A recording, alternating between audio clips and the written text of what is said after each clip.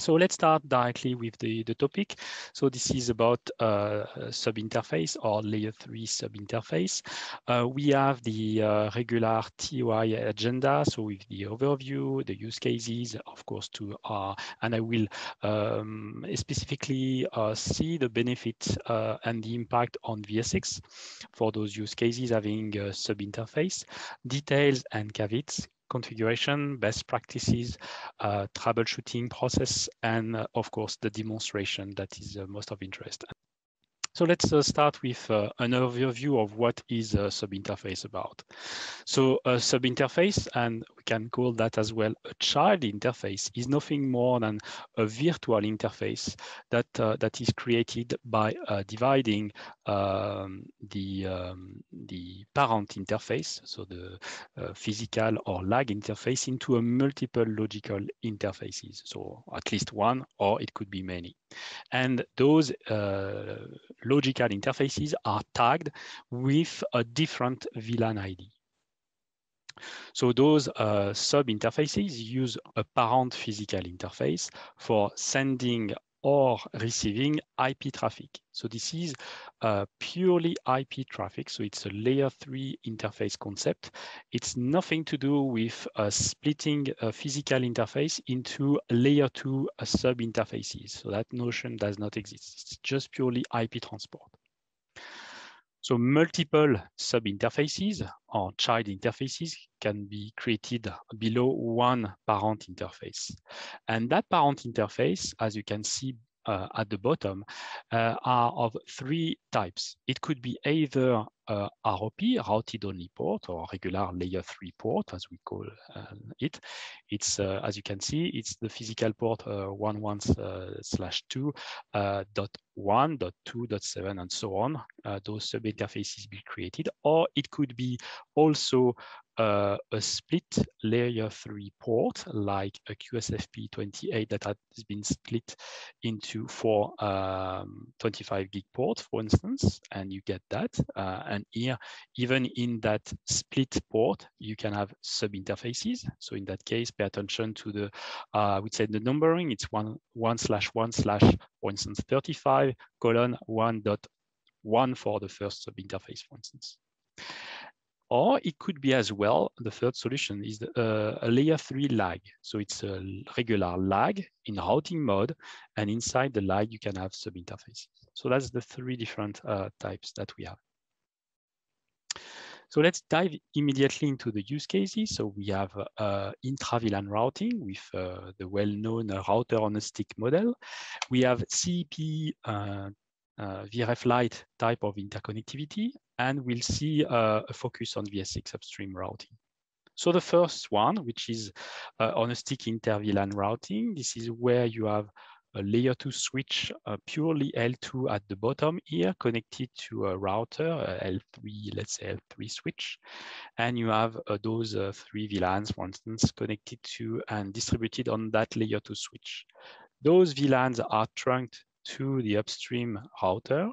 And on that router, instead of using, previously we were using layer 2 trunk port, and with SVI or VLAN layer 3 interface. Instead of that, what we do, we configure the physical interface, the parent interface. We create sub-interfaces here with the following configuration, where we have a .10, which is the first sub-interface, which is mapped to .1Q10, for instance.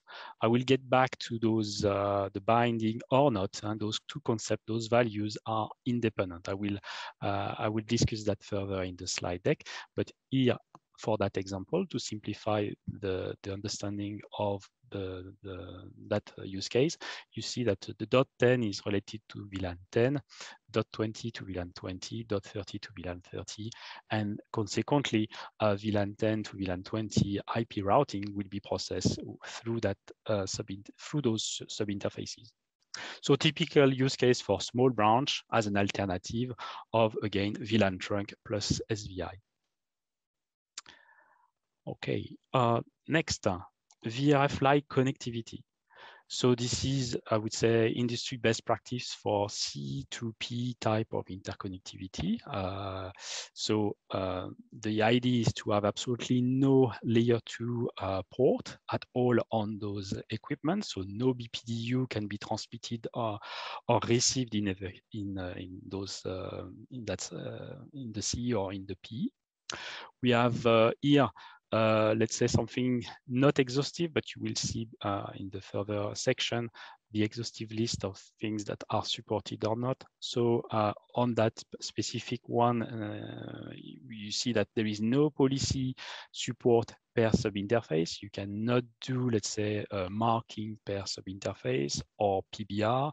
You cannot have rate limiting per sub-interface, no shaping per sub-interface, no different QoS scheduler per sub-interface, and for 10.8 limitation, no access list egress on that sub-interface. So I put that drawing as well so that to be clear in terms of what is being, what we cannot do for shaping or QoS scheduler. What we cannot do is to reserve a bit rate, for instance, for a given sub-interface that is mapped to a given VRF. So maybe some of you are used with what router can do in terms of attaching a sub-interface to a given VRF, and on top of that, assigning a constant bit rate for that sub-interface. This is not supported as of now. So let's move as well to a key benefit that we'll see now on VS6 upstream routing. A few slides on that because I think the topic is important enough for us to be clear on those. So as a reminder, before without sub-interface, how you would connect a VS6 cluster to the upstream core layer or layer 3 node, let's say. Where if the layer 3 node would be active standby firewall, then you will use a VS6 lag due to the active and standby nature of the firewall. But if it's not a firewall, then you have to think, is it a single VRF?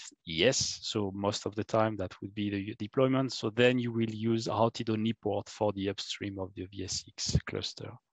But if you would have, and this is the interesting point here, if you would have multiple VRF, then VS6 lag was really the best practice and recommendation that we have. So let's see how it has, how sub-interface has an impact on that.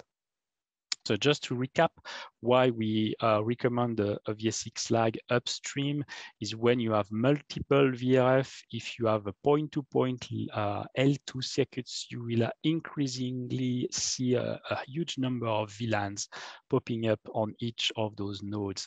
So we want to avoid that, not only for the I would say configuration part, but as well for the let's say for OSPF, the load on OSPF as well. So we minimize that, and we had in the past the best design was to have for multiple VRF VS6 lag for the connectivity upstream. So those slides are not new, but at least it's a good reminder to keep in mind for us as well. What was not possible is to have Keep Alive. Remember the VS6 Keep Alive, that is was a dedicated circuit. That Keep Alive is nothing else than a UDP packet that can be,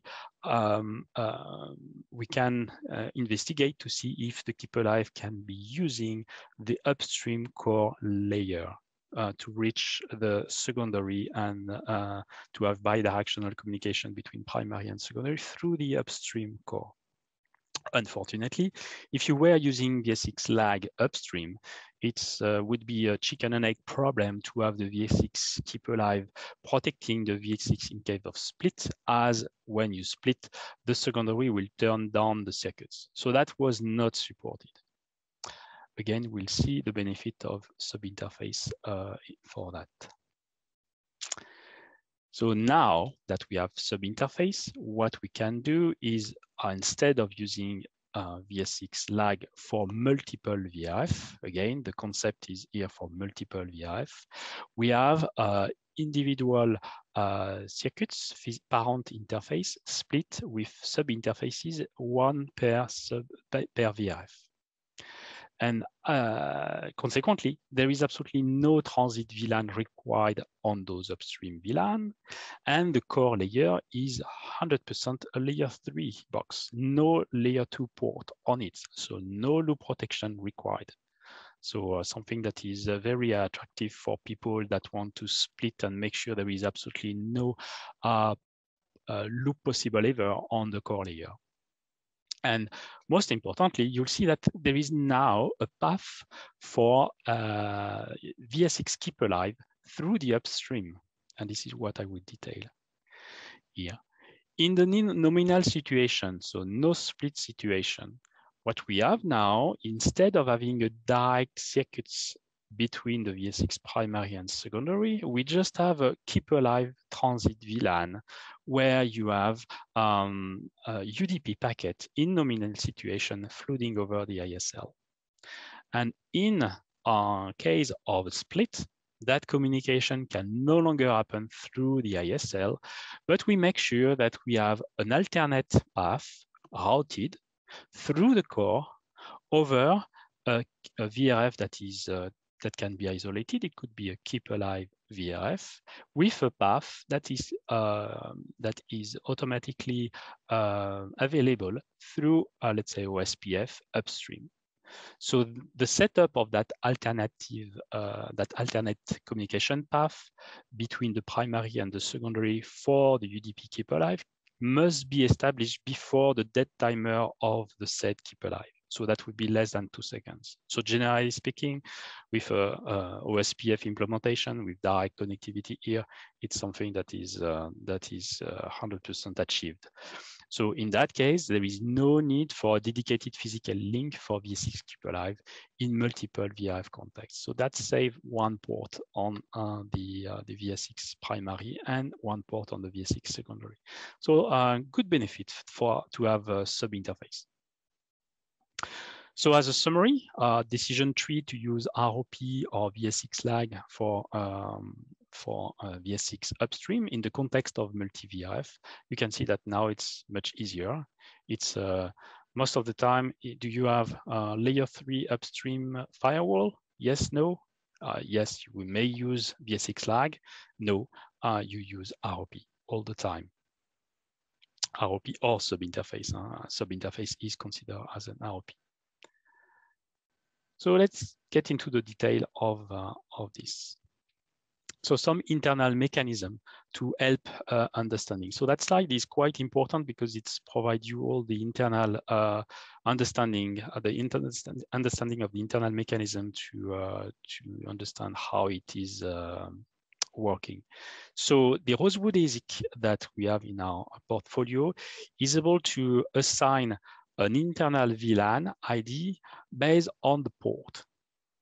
So that's what we have on the drawing below. So when an ingress packet arrived with, let's say, the VLAN tag 1 on the subinterface of port 1, that packet is mapped to an internal VLAN ID 1. If an ingress packet arrived with the same VLAN tag 1 on another port, on a subinterface on another port, the packet is mapped to an internal VLAN ID 2, which is different. And those internal VLAN are not competing at all with the user configured VLAN. So, and that internal VLAN mapping is automatic, and this is not something you can configure, right? And even that mapping is not persistent. So imagine that the switch is rebooting with the same config. The internal VLAN ID might not be the same because this is something that is purely internal. So at the bottom, you see that on the left side, if I consider interface 111, for instance, we have for the .1Q encapsulation that is used on that subinterface, let's say 20 here, it's mapped to the VLAN ID that is, for instance, 5004. If I use the same VLAN tag 20 in the configuration to receive an Ethernet frame from the neighbor, that on that specific port, which is 113, that would map to another internal VLAN, let's say 5105, which is different. So those two are completely different broadcast domain, does not interfere each other. So this is important to note. And let's see here in the naming convention, for instance, I say .1q encapsulation 35, which is not at all linked to the numbering ID that we have for the subinterface number. So the subinterface number is not at all linked to the .1q value that you assign here. These are two different concepts. I will get back to that in the configuration. This is a quite important slide for you to understand that those VLANs, internal VLAN, has nothing to do with the user VLAN, so that there is absolutely no broadcast domain interference in the switch and with the sub-interfaces. So in order to construct that those sub-interfaces, we need to change a little bit the schema, the OVSDB schema of the port table. So the interface table actually was not, a type has been inserted on that one. It was necessary to extend the support for sub-interface. And when we create a sub-interface via CLI or API, a new entry is created in the port table in your VSDB and the interface table as well.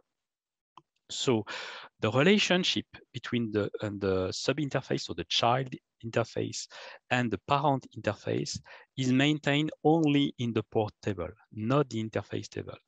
The interface table is either the type normal or type VLAN sub-interface.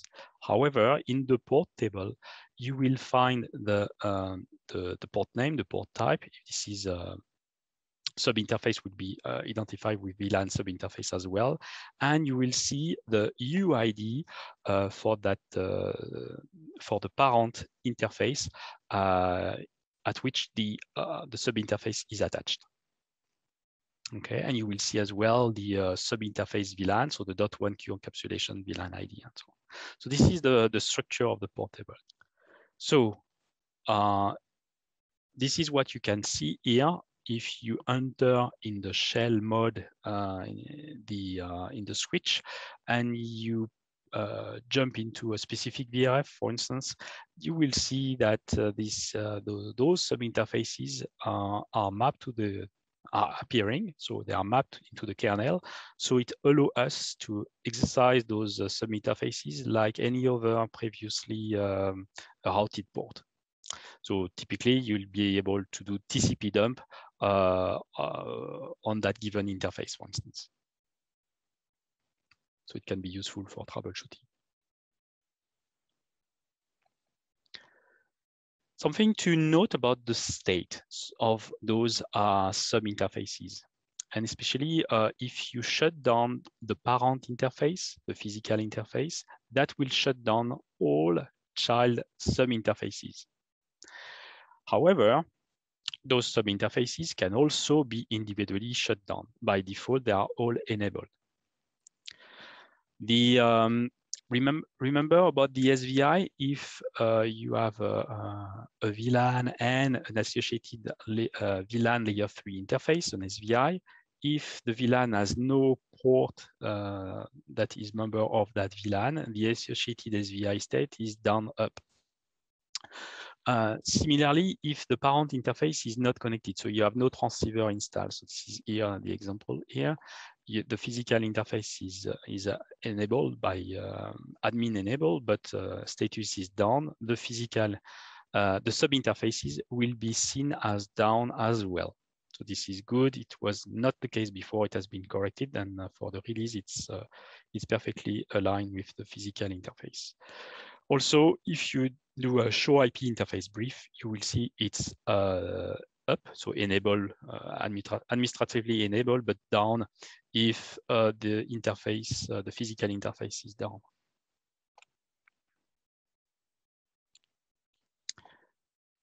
Also, you can check if, in that small configuration example of the bottom right here, if you do a show IP route VRF3, if the interface is down, and then consequently the sub-interface is down, into the VRF, you will see in the routing table, you will see no routes except here, the loopback. And when the interface becomes up, you will see then as a next stop egress port, the lag, the sub-interface here in this example, lag 1.3 that appear for the routing.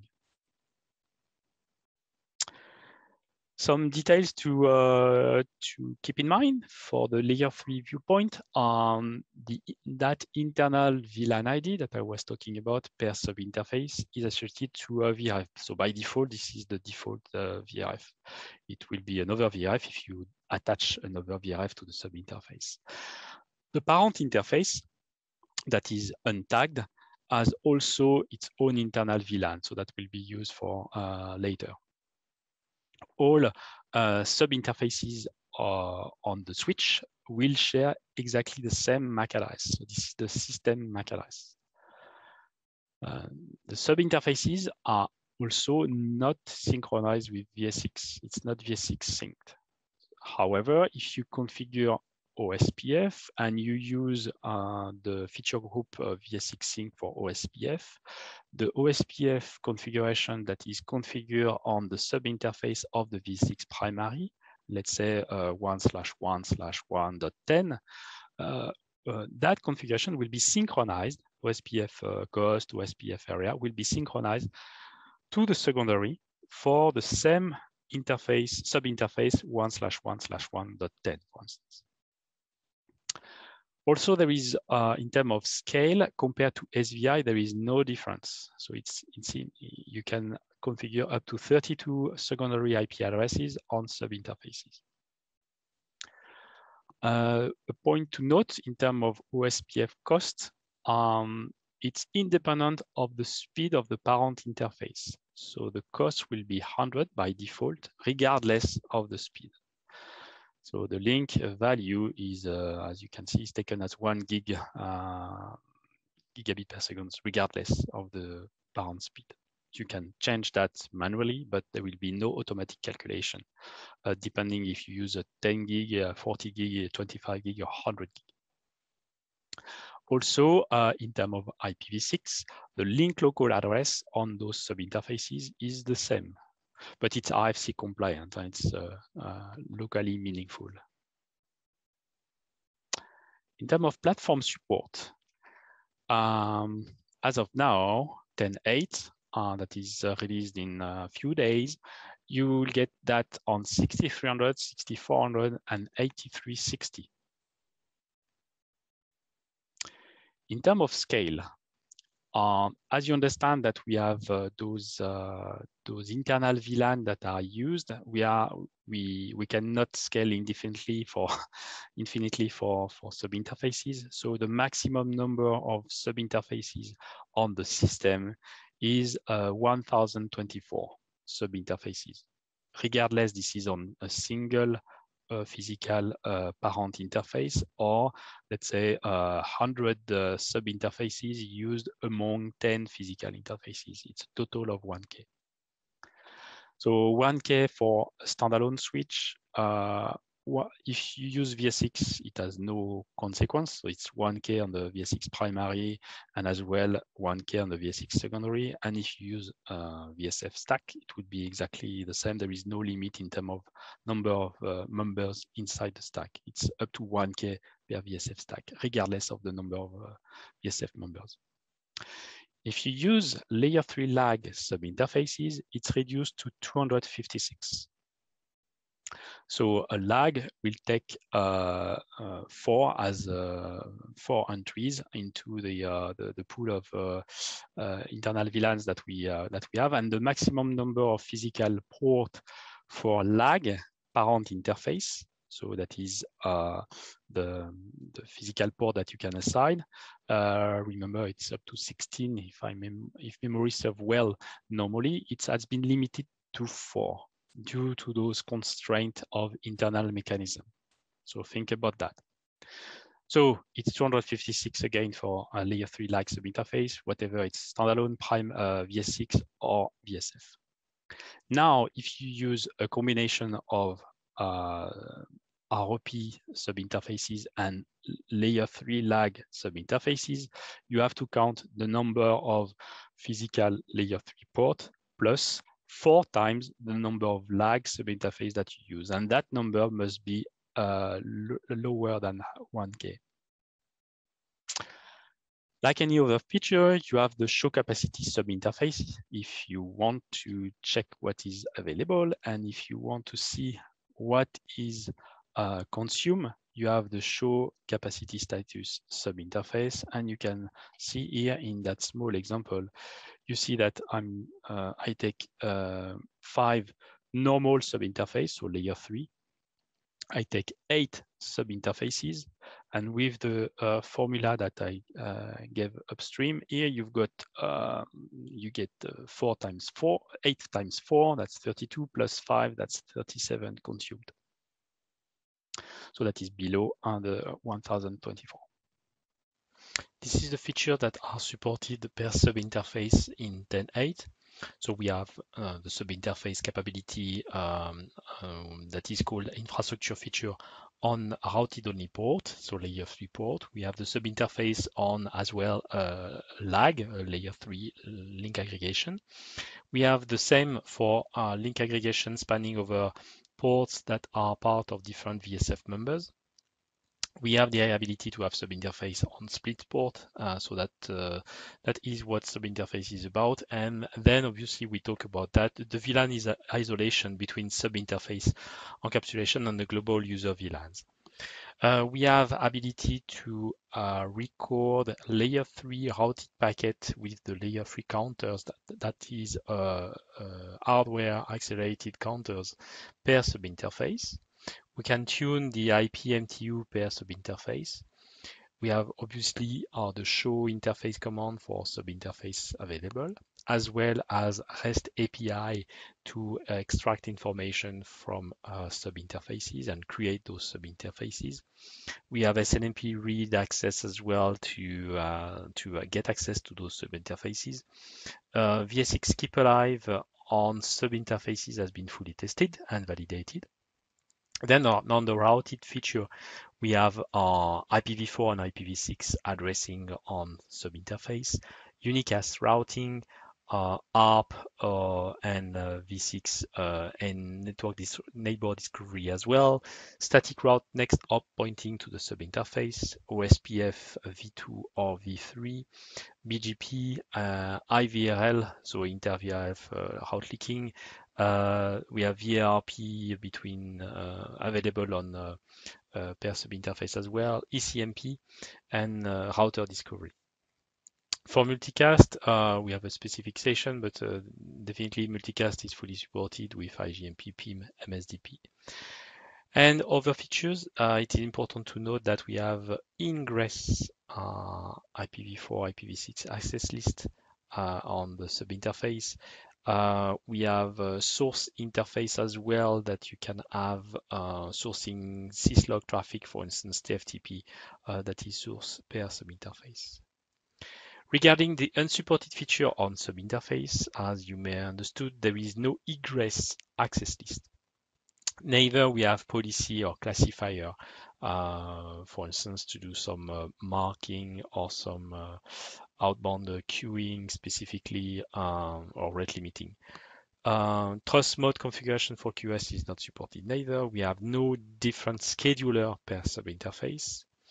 Pay attention that there will be one slide on that one that there is no capability to source tunnel traffic from an equipment over the subinterface. So that includes GRE, VXLAN, 624, 666, and by GRE it means as well user-based tunneling. MIP2 interface counter for subinterface is not available. That's the same for SVI, no change on that one. RIP-NG is not available yet. BFD neither. DHCP server, DHCP relay, IP-directed broadcast, and native VLAN in subinterface. So there is a roadmap associated to those items. So feel free to connect to your Aruba solution system engineer to have more information.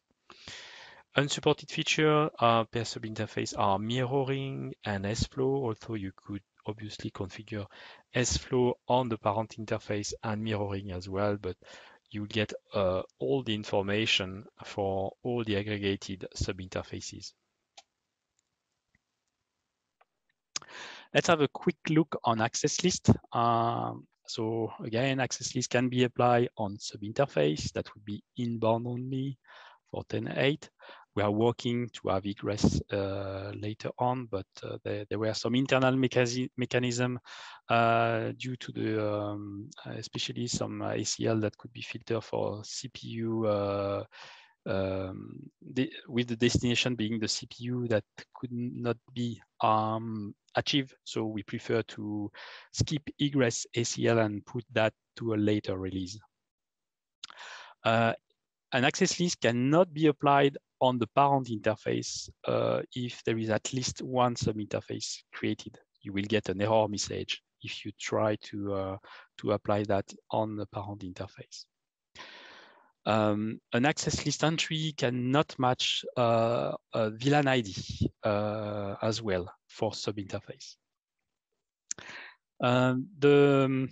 The same, so that's something that is, I would say, more a practical way for operating access list name. So the same access list name can be applied on different subinterfaces of the same or different parent interface. So for instance, you can use block ingress and use that same access list name on all subinterfaces. But pay attention in terms of hit counts. The hit count will aggregate the total amount of hits among all the subinterfaces you apply that access list name on, right? So for clarity in access list, in maintaining security, maybe it might be better to have a different access list name per subinterface. It's up to the network admin to decide on that. In case of the application of an access list is failing on a subinterface during, let's say, a switch reboot, for instance, the subinterface will be shut down on purpose to avoid any security issue. So fixing the failure that caused the application failure of the access list will put the subinterface back up. In the case an existing access list has been applied on a subinterface that is a lag, adding a new lag member on that subinterface might, if applying that access list on that new port member fail, it will cause the physical member of that lag to be shut down. Only the physical member that is added. Okay, and here on the bottom right, you have an example of what I was mentioning. We will see that in the demo. I use an access list test2 on all the subinterfaces. Access list hit count, I mentioned that just as a warning, the total amount of hit count will be seen if you use the same access list name here. And something to note is that the in terms of resources and TCAM, subinterface ACL application share the same lookup than ingress VLAN. So that will compete with ingress VLAN ACL. So the caveat that was mentioning for tunnel, so on the left side, this is what is supported. So you can have a VTEP here, for instance, leaf2 connecting with a regular layer 3 ROP interface to the spine. And on the spine, you can use a subinterface. So that works on the spine because the spine is not VTEP. However, on the right side, if you try to have the VTEP with a subinterface for upstream connectivity to the spine, then it does not work. It's not supported yet.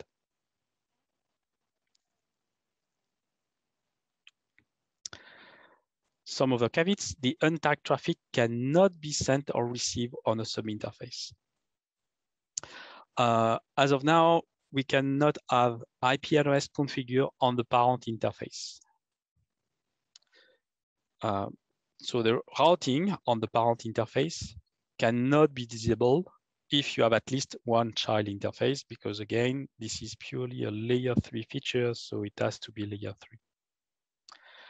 Mirroring, SFlow, QoS, we mentioned that it's not supported per sub-interface, but it can be applied on a parent interface. Okay, so with the consequence I was mentioning before, if the parent interface is mirror, it will mirror all sub-interface traffic. Remember the default command for interface, default with interface. It does apply only on physical interface. That command does not apply for sub-interfaces. As well, the VSX shut on split is not available for sub-interface. That is only for physical interface. Next one that is not supported, this is really a niche case, but just to make sure, is that if you use a router on a stick with a layer 2 switch with two links, let's say with VLAN 10, VLAN 20 on the left, and VLAN 10 as well on the right side, although those ports here and the traffic will terminated on internal VLAN, those different internal VLANs, so there will be no loop. However, the switch at the bottom will see the MAC address of the router, the same MAC address behind two different ports, so it does not work. Let's say during ARP reply, for instance, because we use the same system MAC. Typically, this case is not expected in terms of deployment. Some caveats for I would say a reminder for multicast and VSX. So if you have a ROP routed port, and that would be consequently the same for layer 3 sub-interface. So that's why we put again this reminder in the presentation. It is nothing new, but just as a reminder, because due to the usage of sub-interface, especially in the context of multi-VRF, we might see more and more ROP on the VSX upstream connectivity, just as a reminder. If we have those sub-interfaces used to connect towards multicast source, we need to have a PIM-enabled path between the primary and the secondary.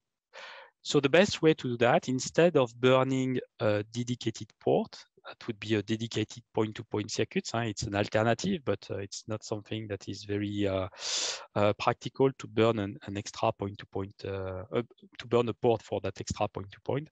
The best way is to have a transit VLAN that is used only for point-to-point between the primary and secondary. That transit VLAN, here it's transit VLAN 100, carried over the ISL, so that we have PIM capability over that ISL for that transit VLAN. So here, as a configuration example, for a given VRF, we have PIM enable and no IP IGMP. This is not a transit VLAN that will be distributed to the VSX lag. It's purely for PIM continuity. This is something that is recommended. Next is about, imagine that now you have the client that is upstream with point-to-point sub-interfaces and the source that is downstream to the VSX lag. Pay attention, the PIM active-active configuration is recommended for multicast clients that are behind VSX lag, not upstream with sub-interface. So the notion of designated router and proxy DR, which is active-active under PIM for VSX, that notion does not exist in that concept where the client is behind point-to-point sub-interfaces. Okay, just to make it clear. So nothing new, but just a reminder, as sub-interface might generate more of those use cases. Recommendation for rendezvous point on VSX, it's Anycast RP with MSDP. That's the recommendation. For Bootstrap and Candidate RP, PIM peering over the point-to-point transit VLAN between the VSX devices needed. Okay, that's also the recommendation. And be careful, Anycast rendezvous point might provide better convergence time than the BSR. Inter-VLAN routing and multicast is fully validated. So let's say I've got multicast client in VLAN 10, multicast source in VLAN 30, and I've got inter-VLAN routing here with with IGMP, IP IGMP here on the router. This is fully validated and working. Yep, got it. So in terms of basic configuration, first of all, in that use case that is inter-VLAN routing, you need to enable the routing on the parent interface. So that's the prerequisite. So on the 6300, you have to do that. On 8360, for instance, it's by default. So then you will create, and I will show you that in the demo. Then you will create the sub interface. So as soon as you create the sub interface, in that example here, for instance, 1/1/25.10, you will enter a new sub interface context. And then after that, you will configure the VLAN encapsulation for the traffic that should be mapped for that sub interface. For receive frame, Ethernet frame with the specific tag that would be mapped for that sub interface. And that would be the command encapsulation.1q10. This value here, those two values, as I mentioned before, the encapsulation.1q value that you put here has nothing to do with the .10, which is the numbering of the sub interface. On that specific inter-VLAN routing use case, I recommend to use the same value so that it's simpler for the support for a network operator to say, hey, .10 is actually anything that is mapped to the VLAN 10 for the bottom layer 2 switch. That's just purely a convention in order to ease the life of the network operator. And once this is done, you set the encapsulation, you can configure the IP address of that sub interface. So as I mentioned, the VLAN tag that is used for encapsulation is mapped to a unique internal VLAN ID. And that unique internal VLAN ID that is higher than the 4K range that is used for user VLAN, that is mapped automatically and does not interfere to any configure VLAN by the user or any SVI, and it does not participate to any broadcast domain configured by the user. Okay, that must be very clear. I mentioned that initially in the very first slide of the presentation, but it's just repeating that. And the same .1q value that is used for the tagging of the sub interface can be used on another sub interface of another parent interface, right? It cannot be used, the same value cannot be reused for another sub interface of the same parent interface, but it can be reused for another sub interface of a different parent interface. And next, the encapsulation command is mandatory. So if you keep it empty, the sub interface will stay as down state. Next use case in terms of configuration would be the CEP with VRF. It's exactly the same than before, the previous use case, except that you will, before configuring the IP address, you will attach the VRF to that. And also maybe the naming convention or the numbering convention that you will have on the sub-interface ID or the VLAN tag that you use for encapsulation will be different. I will get back to the best practice in a while. So here, for instance, I'm using /31 subnet to interconnect those point-to-point circuits, and you can see that I've got the configuration here as those VRF that is below. Pay attention that obviously the IP overlapping can apply for different VRF, so I can reuse the same IP between VRF2 and VRF3. I cannot reuse the same IP address for sub-interface if this is the same VRF, of course.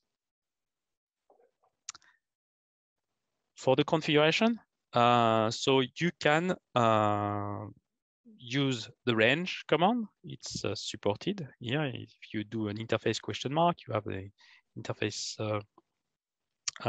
with the range. That would be so one. So sorry, the range ID for the sub interface is between 1 to 4094. It cannot be higher than this value. If you specify a value that is higher, you'll get an invalid input. The help that you can expect from the CLI is, I would say, partial. It will work at interface level, okay? But then you will not see sub-interface option. And it will work as well if you put a number after the first number that you put as an ID. But it will not work just after the dot. So it's a partial support, I would say. There is a change request that is logged already for that, and it's not intended to fix that. So expect that to be here for a while. The sub-interface range command is supported, and pay attention that if you do a complete range, let's say interface 1/1/3.10 up to .30, you will, if not already existing, you will create all those sub-interfaces. So if you want specifically to have only sub-interface, let's say .10 and .30, you need to use a comma instead.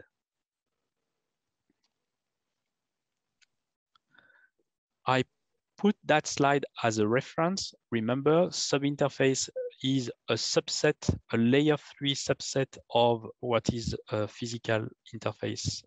So it means that you have a subset of command available. So that is for interface, and this is for sub-interface.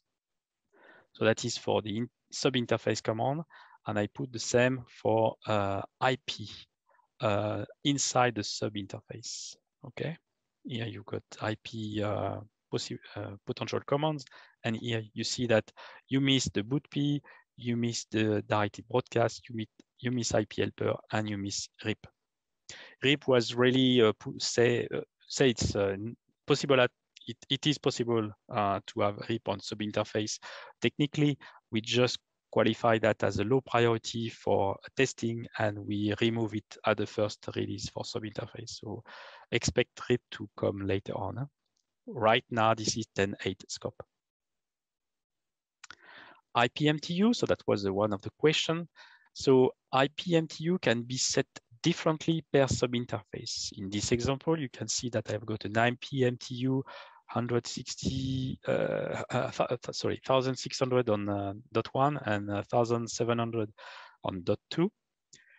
Pay attention that the parent interface must be configured with the MTU that is at least equal or higher than the highest MTU used on the child interface. I hope this answers the question that we saw before. Layer 3 counter, it's disabled by default because this is at the ASIC level and it's taking resources in the ASIC, so it's disabled by default because not every interfaces needs to get counter enabled. And it will show the unicast layer 3 routed packet per sub-interface. So if you do a show interface, for instance, lag 1/3, that sub-interface, you will see those values, the number of packets and the number of bytes. Pay attention that you may see, and especially that's what I saw in the lab, the transmit counter is not incremented if you have packet that is originated from the CPU itself. So on my testing, I'm using pings directly from the switch. So those packets are not actually traversing the ASIC in the pipeline for I would say matching the logic, the hardware logic for the counter to be incremented. So that's why pings issued directly by the switch will not increase the transmit counter. Show interface for regular interface. This is what you have. It's very, very similar for the parent interface when you have a a child interface associated to that parent interface.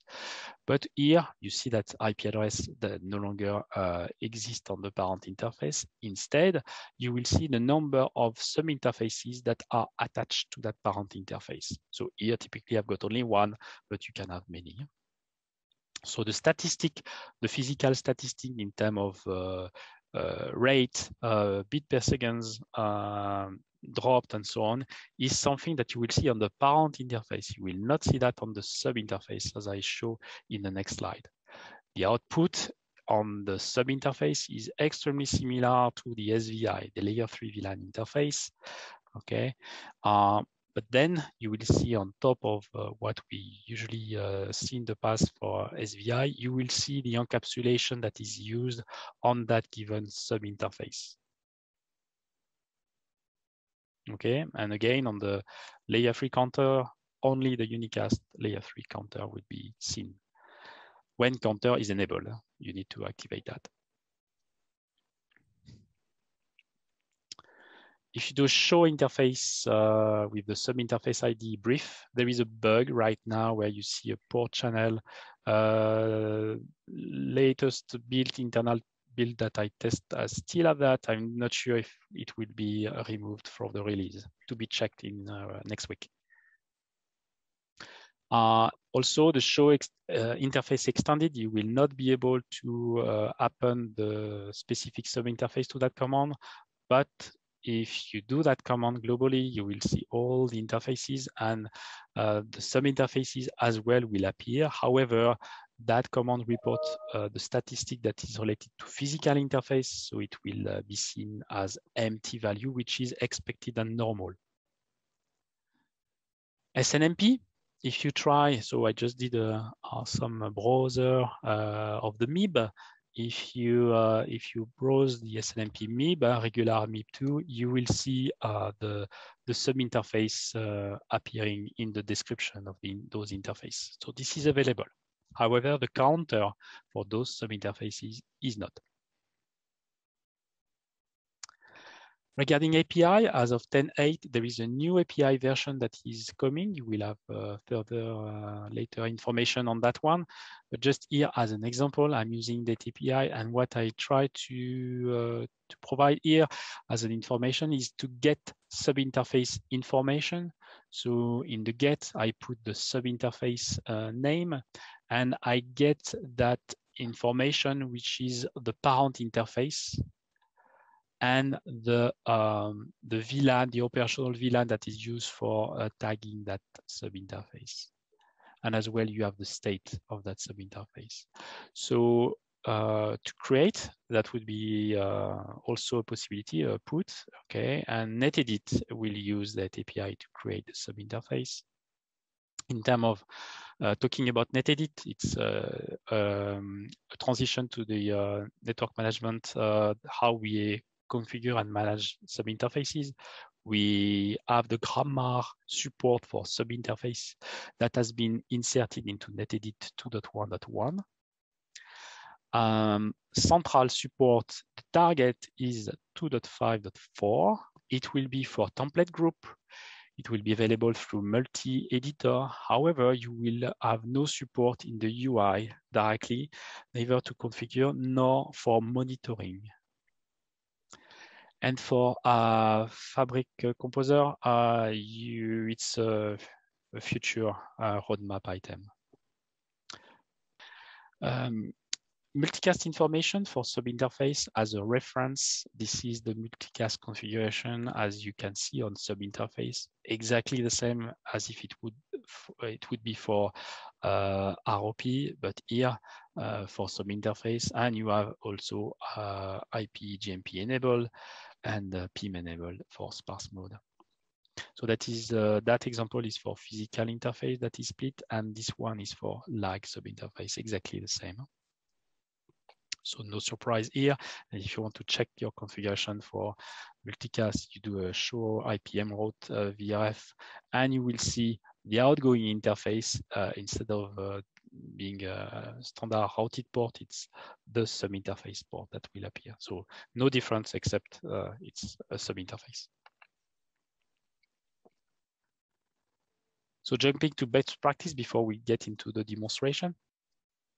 So for inter-VLAN routing, as I mentioned, for operational simplicity, I would say good to have the .1 queue numbering matching the encapsulation, just as, again, for simplification. For VRF Lite CP type of stuff, it's a bit different, a bit more difficult to really provide best practice. It could be the numbering of the sub-interface could be mapped to the order of the VRF name. So here it's easy. I put VRF1, VRF2, VRF3, and it's mapped to .1, .2, and so on. But it could be different. That's really typically up to the provider or the customer to decide on that. Let's dive to the troubleshooting and some commands. So I will expose all the commands that you may use and then get to the process of troubleshooting. So first of all, obviously the most intuitive command is the show interface. Okay, so show interface and the show for the parent interface and the child interface. So all pay attention, all physical parameters are removed from the show interface command when you specify the sub-interface. Then that output for the show interface, pay attention that as well, if you want to see the drop here, the drop will be seen only on the parent interface. So something to consider and to know is that as any SVI as well, the drop counters are not incremented if the switch received on a sub-interface traffic with mismatch encapsulation tagged. Well, if the switch received traffic on the interface where you configure sub-interfaces, if there is traffic with an Ethernet frame tagged with a value that is not matching any sub-interfaces configured on the parent interface, configured on the sub-interfaces part of the parent interface, you will not see any drop. The drop counters is not incremented. So quite important to know. Show interface all. So that's just to remember, this is useful to check the default value. So default value for parent and as well for child. Show interface link status. That would be the link transition will be empty on the sub interfaces. Show interface, show tech interface, that will include all what I explained before. Show interface brief, physical, link status, and extended. Extended is useless, as we mentioned.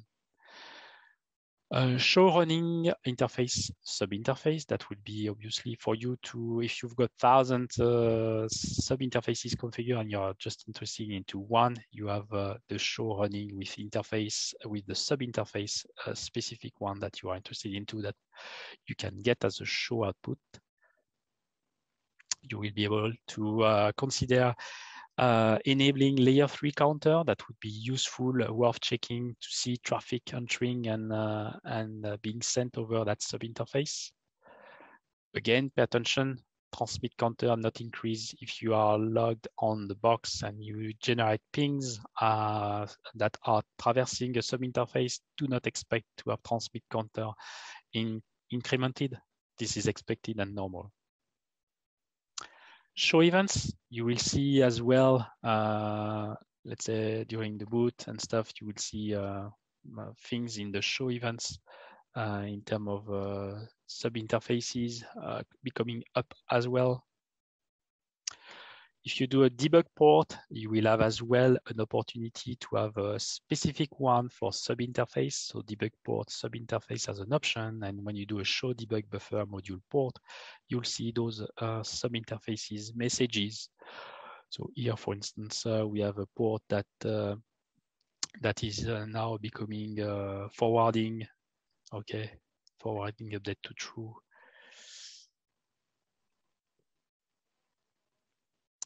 TCP dump, this is available. I mentioned sub-interface is available in the kernel, so you have the ability to play with your favorite tools in order to do further troubleshooting. Mirroring, So this is something very important. I will use that in the demonstration. You will see in a while, especially when you want to isolate issue with mismatch of encapsulation value. So diagnostic, diag utility T-Shark, and you will see typically here the frame, incoming frame with the expected encapsulation ID. So pay attention that this work only for the traffic that is matching the configure encapsulation.1q tag, the T-Shark aspect directly on the switch. If the traffic does not match, I was not able to get it working, you should use a regular external Wireshark instead of the one native to the switch.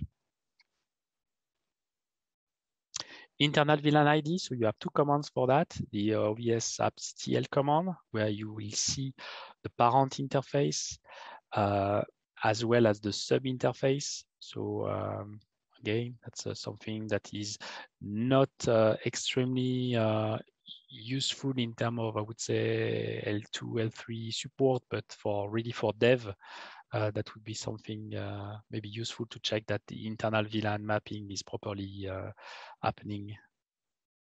You'll see here the parent name here, 1/1/9. You have the same command as well with OVS VSCTL, and it's maybe something easier because you can specify a specific port that you want to grep. And the lateral tip command will be a get port as well with hardware config. And finally, this is I would say, one proposal in terms of process, how to troubleshoot and use the command that I mentioned before. So maybe if you have a connectivity issue between, let's say, a C and a P, and you want to troubleshoot, maybe the first thing is to check the transceiver, physical links, obviously, the state of the interface, the parent interface, the child interface, LLDP information, of course, that is related to the parent interface, the running configuration, and checking the .1q encapsulation value. Pay attention that that feature is really basic, but the main aspect for mistake is the encapsulation that would mismatch. So this is the one that you need to focus. Is that one the same on both sides? You can check L3 counters as well. You can check events. You can eventually check the internal VLAN ID that is properly assigned. I would say not high priority to enable debug port, but if really needed, you can. TCP dump on sub interface, you will probably prefer Wireshark, the parent interface. And something to take note is checking the MTU as well is something important. So let's dive into the demo. So I propose this topology. So we have the 8360 and the on the top, and 6300 at the bottom. And the main aspect of that demonstration is to show you first sub-interface creation, but not only showing that we can create sub-interface not only on physical port, but on lag as well. And on top of that, I will apply access list as well. And then we'll insert a mistake, an error, typically on the encapsulation ID, so that to understand how we can troubleshoot. And with that, I will jump into the demo. So let me connect on the equipments. So this is the bottom switch. So just to get back to the slide, just to show what we do in terms of configuration. First of all, so this is a CP type of configuration. So I'm using multiple VRF, VRF3 and VRF4. I created everything in advance so that we just focus on the creation of sub-interface, which is the topic for today. So VRF3 and 4 are already existing on that switch and this one. The lag 1 is already created the parent interface with the physical interface member of that lag, and nothing new here. The same on the VSF stack. So another thing that we show you is that a sub-interface can be used and split over the two different members of a VSF stack. So the VSF stack is created, the VRF are present as well. We pre-configured as well the loopback interface, because ultimately what I want to show you is that from one given switch, let's say the VSF stack, I'm able to ping the loopback of 8360 from the loopback of 6300 inside the VRF3. So it will be loopback to loopback. So for that, I have to use routing through the sub-interface inside the VRF3.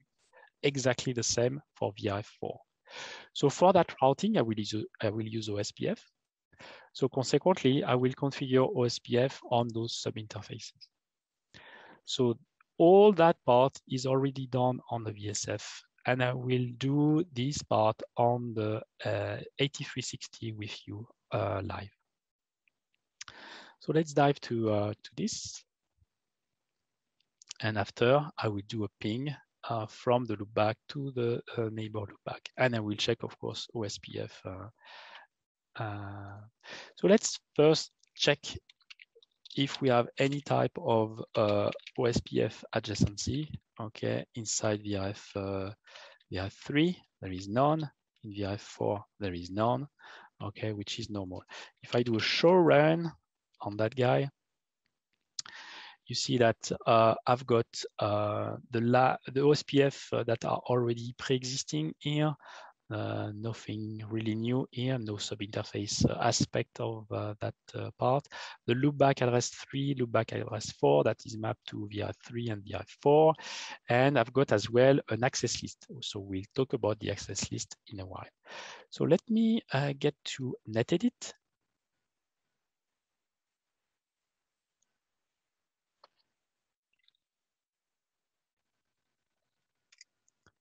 And perform the change through NetEdit.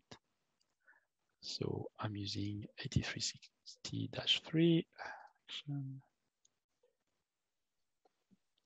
Right. So now I've got exactly the same config that I showed you before. Let me get into that part. And I'm going to copy paste, because I'm lazy. I'm going to copy paste the full.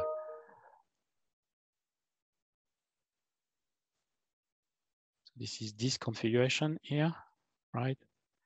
I'm going to copy paste the prepare configuration. So that would be lag 1.3, encapsulation.1q3, VRF attach 3, IP address, this is this one. I will enable counter, I will enable OSPF on that one. That would be an OSPF network point-to-point, and I will apply an access list. And I do that for the two sub-interfaces.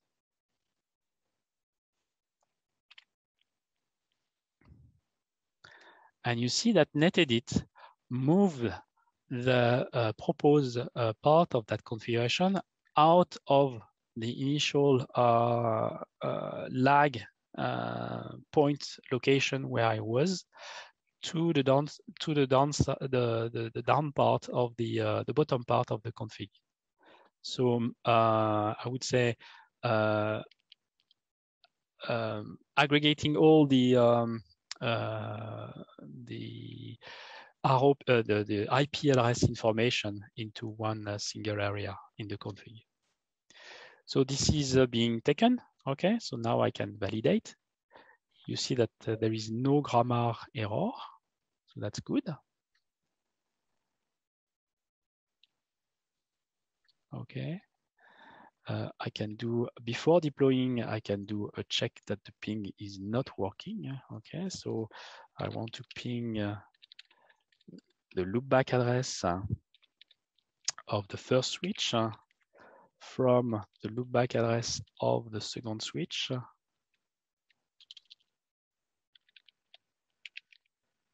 into the VRF3 here. So that one is not possible because the route is actually empty. Oops, VRF3. You see here, I don't have the loopback information for the first switch. So this is not working. And if I do a show IP OSPF neighbor VRF VRF3, it's no neighbor. So now let me get back to NetEdit and deploy.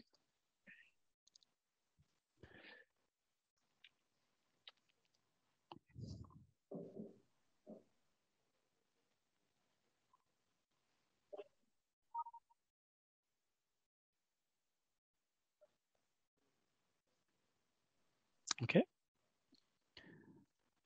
So now I can check if there is OSPF. Yes, there is an OSPF neighbor. This is full. That's for VRF3. That is also true for VRF4. Okay. And now I can try to ping. The ping is working. Let me check if it does work as well for VRF4. So I will change the IP address. Right. And ping is working again. Perfect. Let me jump into the access list part. If you look at the access list that I'm using on those sub-interface, it's apply access list IP test2. In test2, I've got a deny ICMP on the loopback address for the first week. But before I put a permit, because I want to check first that everything is working for VRF3 and VRF4. Now I'm going to edit that access list and remove the permit for that ICMP, and we'll check that we still have the VRF3 traffic permitted, but the VRF4 traffic not permitted. I'm using, again, the same access list names for the VRF, or the sub-interface of VRF3 and sub-interface of VRF4. Let me edit that access list.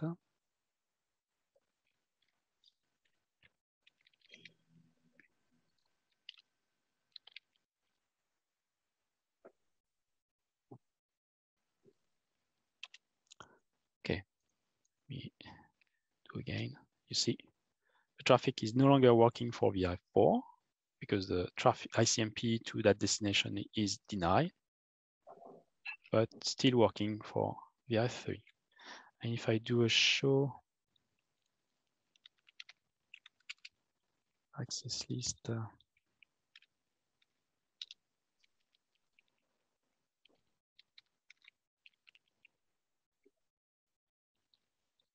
interface 1 lag 1.4,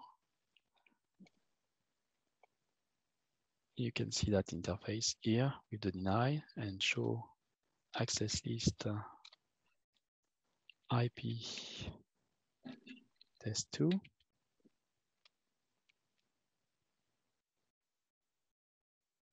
You have it as well.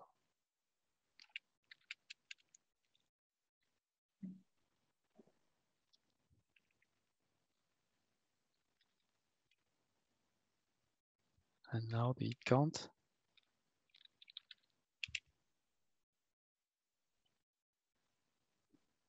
You have the hit count on the deny here. Pings is typically 5 times. Huh? Okay, so that's it for, I would say, the demonstration of sub-interface for a nominal situation. Okay, again, just a recap before we introduce a mistake. We have 2 VRF, 1 per sub-interface assigned to it, and the loopback between the 2 equipments are reachable. Now, let's see if I insert a mistake. And typically, I want to check what I can do if I own the administrative, the 6300 is under my administrative domain, but not the 8360. So I'm not able to actually do any show run on the 8360. That would be someone else. So how I can troubleshoot if there is a mismatch in terms of the encapsulation ID. So for that, let me check something. I'm going to see, yes, I've got my Wireshark system here. And now I'm entering a mistake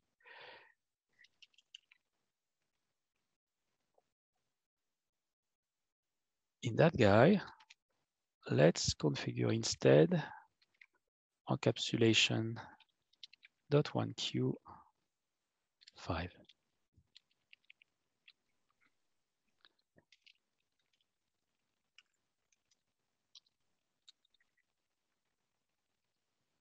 Okay.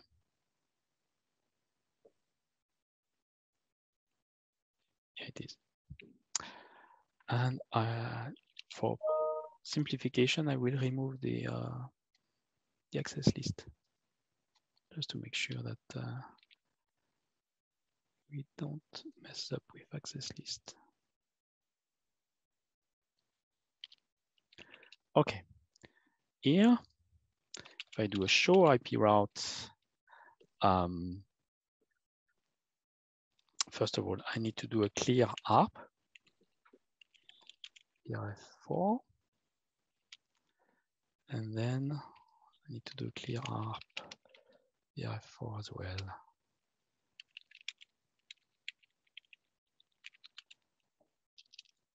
Because the first thing that the switch will do is actually for the connectivity, the direct point-to-point connectivity is to check the MAC address of the neighbor in order to send the traffic to that MAC address for the routed traffic. So what I do see here is show, first of all, show interface. So again, 8360 is not under our administrative domain, so I cannot perform any command on that one. Let's see on the 6300. So show interface brief. I will see lag1, which is the parent interface, is up. Sub interface, it's routed, it's up. Show IP interface brief for the given VRF, VRF4. So that guy is up. However, if I do a show IP route VRF4, I don't have the 42.2, for instance, 42.1, which is the loopback of the 8360. So that routing is missing. And if I do a show IP OSPF route VRF4, I have only the locally connected subnet. I don't have the loopback. And if I do a show IP OSPF neighbor, there is no neighbor. Okay, so routing does not work. So now next is, can I ping the I would say, can I ping the next hop? Before pinging the next hop, I will enable the mirroring and show you how the what happened when I receive a response to that ping. So obviously here everything seems running fine. I'm going to do checking the internal VLAN mapping, for instance. So for that, I do a start shell. And I'm going to perform the OVS VSCTL command to check if everything is running fine on my local switch. As you can see, everything is properly expected. I'm using that sub-interface. The operational status is true. The operating VLAN is 4. This is the encapsulation VLAN, the tag that I expect to receive on that interface. So let me check if this is actually 4 that is being received from the neighbor. So for that, I've got a mirror session that I prepared. Okay, so this mirror session is disabled right now. It's just an ER span to the Wireshark. And it's a lag1. So I've got a mirror with the source interface that is lag1 in receive. Let me just enable this mirror session and see what happened on that guy. And I will monitor ARP.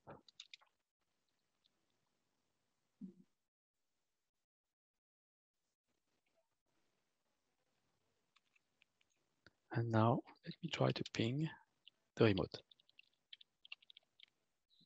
which is .0 in the VRF4.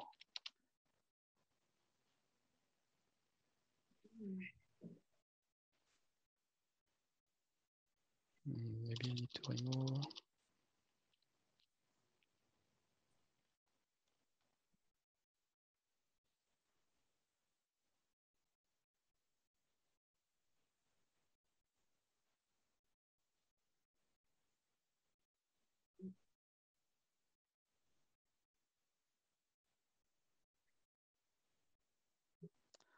So as you can see, anything that I received from the remote, so it's wrongly mentioning ICMP because this is GRE AirSpan, but I can dive into a given packet, which is what I did here. And if you look at what I received from the other one, is received. So again, this is GRE encapsulation. So packet that I received with the framing is with the ID 5. So typically, what I receive here is probably OSPF hello packet. And you see that this ID is 5. So this is not the expected ID that we expect. Okay. So for that, I can connect to my network admin on the opposite side and say, hey, you mistook on that configuration. It's not 5, it's 4. So please change your configuration. So if I do interface lag 1.4, encapsulation.1q4, I should receive now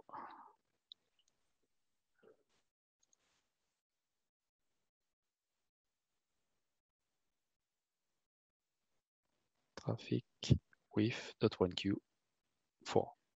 Okay. So that's a way to troubleshoot the mismatch for the encapsulation, which is a major source of error in operation. So that's pretty much it for the so you have a review and summary of what I did here in the demonstration on the slide deck, just as a reminder. For resources, you will find the Fundamental User Guide, Chapter 5 for subinterface in that URL. So that's it for the subinterface.